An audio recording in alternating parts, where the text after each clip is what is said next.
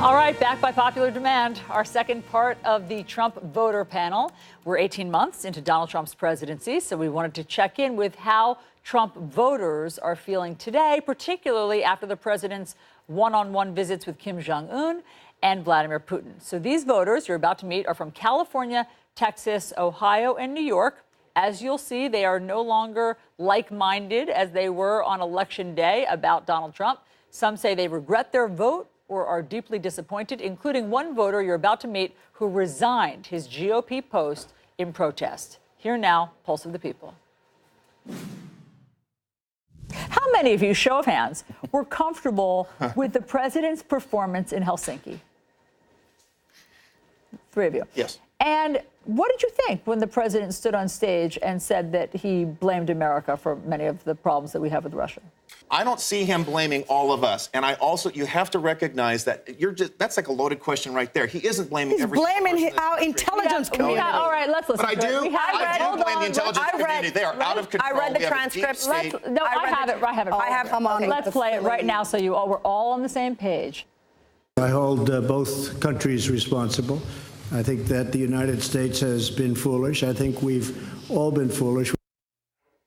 I blame both countries. You're comfortable with him blaming the United States? The day that we put America on the same platform with Russia is a very sad day for this nation. What bothers me more is that I think he's a suck up to Vladimir Putin because I think obviously that country has something on him. Now, whether it's something legal, whether it's helping him get elected, whether, whatever it is, he has something on this guy. So he's going to do whatever he can to include Russia to make us kind of maybe on the same level. If you're going to say that you believe that Russia has something on Trump, given the language and the rhetoric around the mainstream media and given the copious amounts of leaks that we've received all throughout this administration, do you not think that if there was something that was detrimental to President Trump's legitimacy or overall candidacy or fitness for office, do you not think that would not have been leaked by now? Because we're almost 2 years into his first term. It's a possibility. That's not necessarily correct. I mean, these investigations take time, and Mueller's what they're beating a dead horse to be brought up with for 2 years. Do you accept that the Russians actually meddled and interfered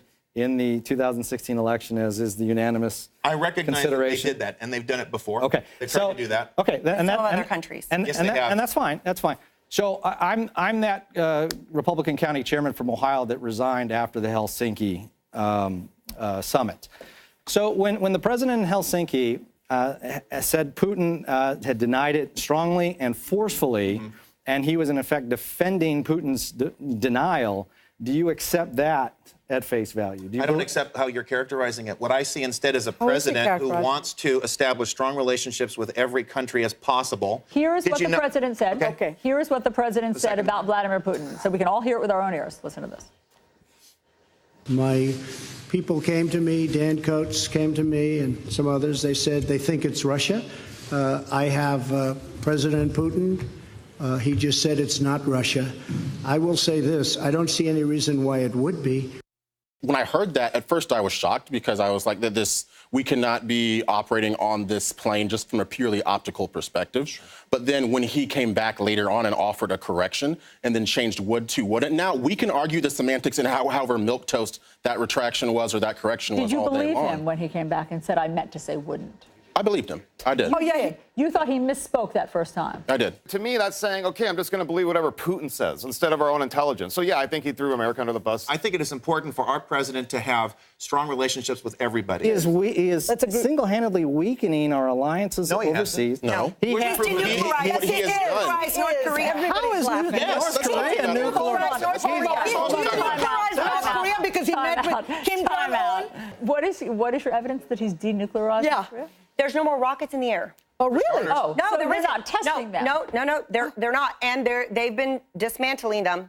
Really? And you have evidence of that effect? Do you have evidence that he's sending rockets? Secretary Pompeo testified that they're still making fissionable material. I will give him credit for meeting with Kim Jong-un because at that moment I was actually proud to be an American. I didn't like him. What did you like about it? I thought that it was presidential. When I saw him meet with Kim Jong-un, I was very proud on something that nobody could have accomplished ever. I just feel that his back and forth and this Twitter tirades about every little criticism that anybody makes about him is upsetting. Coming from a leader that he's the leader of the free world, and he really needs to act with a little more dignity than the childishness. To see the President of the United States attacking individuals, to see the President of the United States have no sort of moral voice anymore, in my estimation, given his inability to, frankly, tell the truth on a consistent basis. That is terribly harmful, I believe, for America's standing in the world, for the way that we interact with each other as citizens. I have never felt so free in my speech, in my faith in this country, because we have our president, Donald Trump. I have a champion in the White House today who is fighting against this scourge that's ruining our country. If people really want to change this country instead of just bickering, go to the polls, vote them out, and that's it.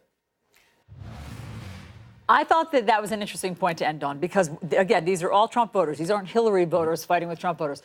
And so I think his point was all the division, all of the fighting, let's stop that and take action. So on whichever side you're on, you have a vote, you can take action at the polls, and let's all stop fighting between us. I think that was interesting. I also think it's fascinating. We often like to say that foreign policy doesn't play in U.S. elections. It's all the economy stupid. But what you see is the impact of foreign policy seeping into domestic views there in two ways. Number one, the Trump Putin summit, we really have seen an impact here domestically where Democrats and Republicans are looking at the president differently now since he stood side by side with Vladimir Putin. Saw personified in Chris Gagan there, who resigned in protest over that. And I think that's fascinating. The flip side of that is North Korea, where I do think that domestically, in a political sense, the North Korea summit has benefited the president because people have looked at it and said, sometimes the way he approaches things gets some results. In this case, the result is a side-by-side with Kim. It isn't necessarily denuclearization yet, but you do see Democrats and Republicans pause there, and it might make them look at other things that he does differently. Well, also that he broke the mold. I think that what Jeremy was saying there, what he really liked was that the president broke the mold on North Korea, and nobody else had done that. But you also saw that just because the president says something, like North Korea is no longer a threat, some of his voters then take that and run with it. And Bianca thought that North Korea had denuclearized when all the evidence from our intel chief says that is the opposite. Look, words of what's definitely matter there. But it does make me wonder whether or not the White House will push for another meeting with Kim before November, if they do think that it will have some domestic political ramifications. Interesting. Thank you, John Berman. Thank you. That was really interesting.